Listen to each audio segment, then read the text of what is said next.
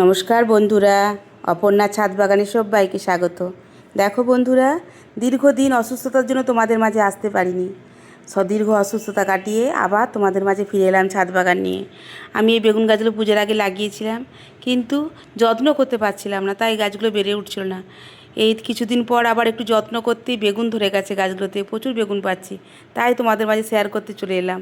আরও লাগিয়েছি প্রচুর গাছ, আস্তে আস্তে সবই তোমাদের কাছে আসবে। বেগুন গাছটা আরও বেগুন লাগিয়েছি, সেটাও আসবে, সব দেখাবো তোমাদের মাঝে। যদি ভালো লাগে প্লিজ সাবস্ক্রাইব করে দিও, লাইক দিয়ে পাশে থেকো, তোমাদের মাঝে আমাকে বন্ধু করে নিও।